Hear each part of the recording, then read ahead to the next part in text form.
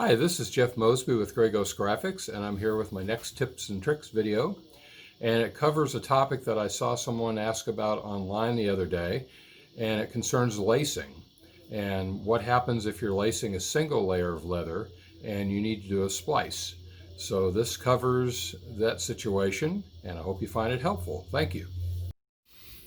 Okay,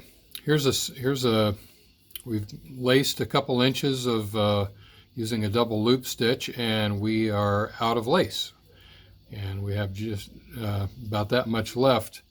But what we need to do is splice a new piece of lace onto this, but the problem is we have a single layer of leather, so there's no way to hide the splice in between the layers of leather. So what we have to do is what they call a wet splice, which is to skive one side of this lace, skive the other side of the new lace, and join them together, and then hide the joint inside the knot here, and then continue lacing on with the new lace. The problem is knowing where to start the skive. Okay, and the way I determine that is I fold this over, because basically what I'm going to be doing is coming up and going between here. So I determine where the midpoint is going to be, and I mark it with my fingernail, and it makes a little crease in the leather. I don't know if you can see that. And then what I'm going to do is I'm going to start my skive at that point. And what I'm going to do is I'm going to skive the grain side of this leather, and I'll show you why in a second. But basically, I'm going to take my skiving knife, and I'm going to go onto this.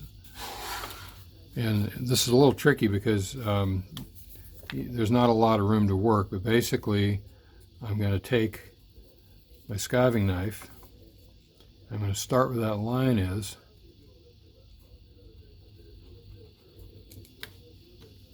and do a skive like that. It doesn't have to be perfect because this side is going to be hidden. Sometimes you can go on the stone and clean that up.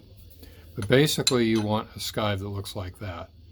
Okay, now I'm going to come up with my new piece of lace, and I'm going to skive about the same amount on the back side, or the flesh side of the lace.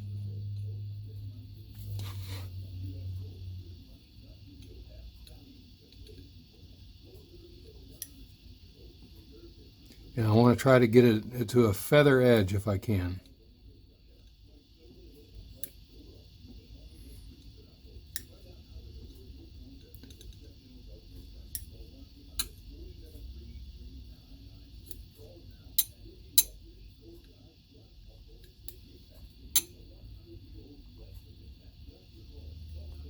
Okay, took a second, but basically I want to get that to a feather edge. Now the idea is to join these two pieces of lace together like so. And one thing I want to do, just to ensure that in case the lace does separate a little bit, I don't want to see that light colored leather, and I'll show you how I fix that in a second. Okay, I'm back, and I've got one of my trim markers from Bob Park Custom Leather. I love these things. You can fill them up with your favorite oil-based dyes, and whatever color you like. You can have several of these, each one loaded with a different color, but it's perfect for a project like this. And all I'm going to do is just take that and color the lace so that you don't see any light colored lace, just in case the joint separates a little bit. We're going to try not to separate the joint, but that's how you do that. So that's what it's going to look like. Okay, next we're going to apply the glue, and I like these acid brushes. They use them a lot in electronics work, but they also work great for putting on the contact cement. And I'm using some Maker's contact cement. It works really well. It's very similar to barge. I don't know if it's chemically the same, but it's very similar to barge.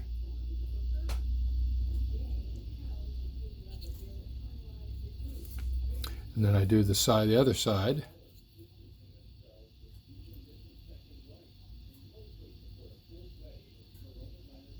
And then all we have to do is set that aside and let it dry, and I'll be back when it's dry. Okay, the glue is dried, and I'm going to now put these two pieces of lace together. And then I'm just going to make sure that they're lined up, and then I'm going to press them in place. And the idea is to keep the bulk down. You don't want to have a big thick piece of double thickness piece of leather. It's pretty close in thickness to the original. You know, it doesn't have to be perfect because a lot of it's going to be hidden under the bite or where the X pattern here of the lace. And so next what we're going to do is we're going to feed the new lace into that X or the bite. And the reason that I skived the grain side of the old piece and the flesh side of the new piece was because I didn't want the joint to be pulled apart as I was pulling it through the bite, because that way it's facing the other direction. The flap of leather is facing against the direction that we're pulling. So it should pull right through. And sometimes you can take your fid and open that up just a bit, just so that you don't pull up that joint. Just open it up just a little bit, and then you can see here's the joint. And the idea is I'm going to pull that, and it's just going to disappear under that bite. And then we just continue on.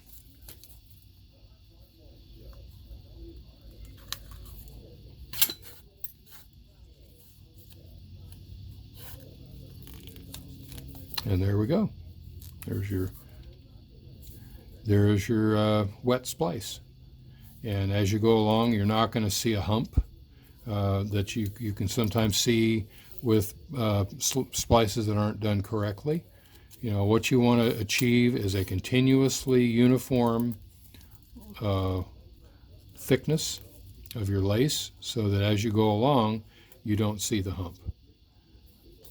Okay? And that's how you do a wet splice. Thank you. Well, I hope you all found that helpful. I know it's been a method I've used over the years, and it's worked very well. If you have any questions or suggestions for new topics, please leave them in the comments below.